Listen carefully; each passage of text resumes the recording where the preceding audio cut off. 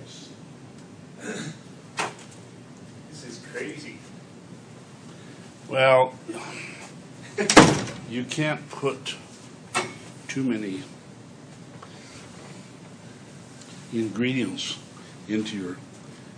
Well, the thing is that if, the staff memo kind of covers, and I'm not saying you need to take the staff red, but it kind of covers what the salient issues are. And then everyone's kind of familiar with that, and then a commissioner raises something that's kind of brand new, and no one really, things get complicated very fast, and no one even really, staff, we were having trouble following exactly what the motion was. And right now, it's essentially a 5-year rate. I mean, in the first instance, it will be calculated on a 10-year period, but in 5 years, the rate will be the new QF1 rate, so it will be essentially as if their contract, which they can already do as a purpose. I mean, they can always come back and reuse whatever the existing QF1 tariff. So yeah. So all the other terms in it, if all you're going to do, how much of the contract can be rewritten?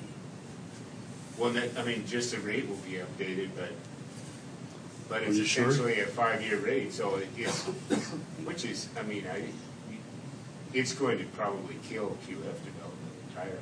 Well, actually, the 10-year might do it, and if the price doesn't.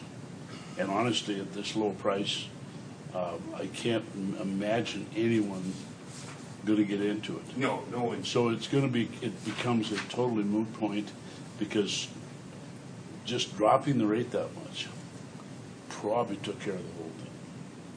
Well, it did, except for one issue, which is the ancillary amendment, which is holding Northwestern at the same standard. So that would mean, in the case, say if we were to go back to the hydros, they would have to come in, and they would have to, their DCF model would be a 5-year model with some terminal value at the end of that, but they wouldn't be able to include the terminal value in rates. They'd have to essentially include in rates only the 5-year forecast. Which we're still live.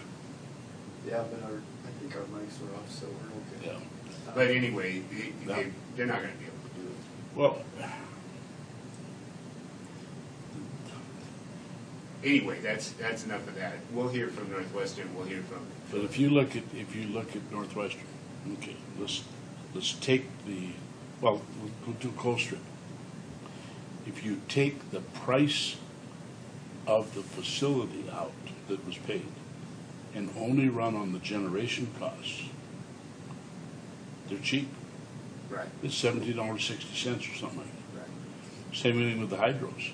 If you get it down to where you take the purchase price out and have it as a separate part of it, and you move over here, the cost of generation is, it's minimal for what you're getting out of it. And so somewhere along the line, somebody's got to test that in court as to whether or not the purchase price actually is calculated into the generation cost. Does let's take the hydro, the coal strip not so much, but let's take the hydros. The fact that you have an asset that's going to grow in value only because of the asset. And so it stands alone.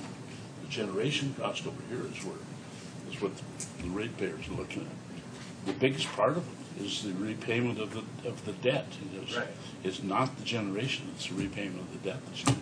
Well, that's the point. Is that if you want to really hold the Northwestern to the same standard that you do QFs, and you expect Northwestern to evaluate its resources on a 5-year basis, well, if you expect them to repay the capital cost of their resource in 5 years, the rate will be astronomical. It won't pencil out. But see, we don't require that of the QFs. We're not giving